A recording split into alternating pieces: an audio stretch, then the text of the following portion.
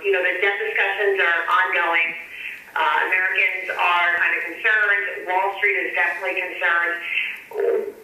Are you confident that Congress will be able to come to some sort of agreement in raising the debt ceiling?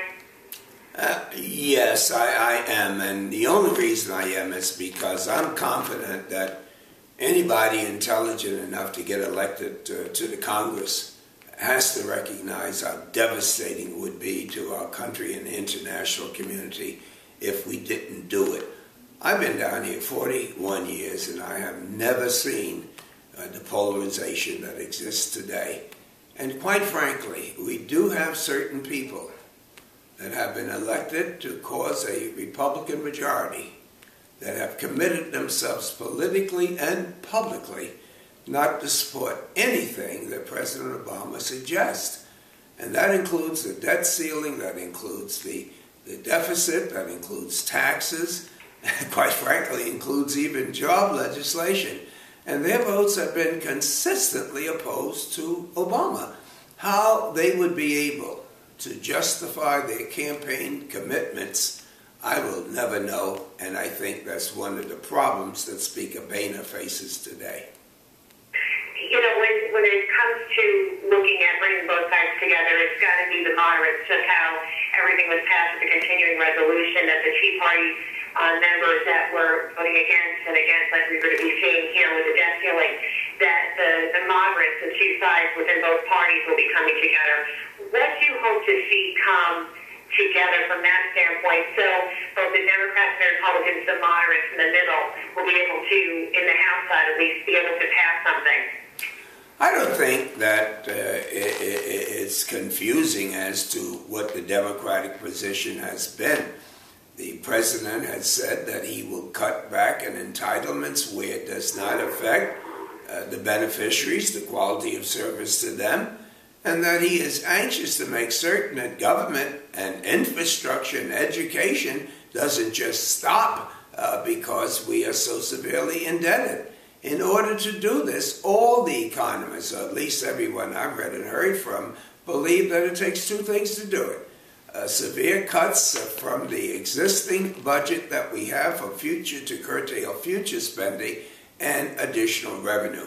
I say additional revenue because there are trillions of dollars in unnecessary, inexcusable deductions and preferential treatments to wealthy people that have had a boom, an explosion in their income, and multinational corporations that never have seen in the history of the United States the type of profits we've had. To close these loopholes, to provide some revenues to save some problem, is now being interpreted by some, the same group of people that have just joined the Republican Party in the House, as being tax increases. And tax increases, just saying that, is something they committed themselves never to vote for. So it doesn't make any economic or common sense, but in terms of what they have committed to the people that elected them here, they find it very difficult, in face of common sense, to reverse their political commitment. One of the arguments, and you've probably heard this on the floor time and time again over the last several months, that by closing these tax loopholes, they would, in essence, kill job creation or possibly even kill jobs. What do you say? What do you say to that argument? First of all, one of the largest loopholes are the incentives that years ago we gave to the oil industry. And at that time, they were crippled economically. They needed a shot in the arm in order to keep this industry profitable. Since that time, they have had record profits. They've enjoyed the highest incomes. And the last thing in the world that they would need is an incentive. It is absolutely ridiculous when someone has enormous profits to say this country should help them with an incentive. So certainly you wouldn't be losing any jobs there. We have other things that's in the tax code where certain people that provide services are treated as though the earnings that they receive are capital gains. when indeed it should be taxed as ordinary income. No one challenges that. We're talking about Wall Street, and again, Wall Street is making record profits, and so there's no way to lose jobs in doing that. As a matter of fact, if you want to talk about job loss, talk about the cuts that will be existing, especially to local and state subdivisions, where the city is cutting jobs, the state is cutting jobs, the hospitals will be cut back, schools, police, firemen. All of the cutbacks means what? Personnel would be laid off and they would be unable to buy the goods and services they need. And what does that mean? It means not only will they lose their jobs, but the everyday purchases that they made by the small businesses in the communities where they work and live, they won't be able to sell anything and they would be laying off. So if we're talking about job loss, slashing programs, we have to do.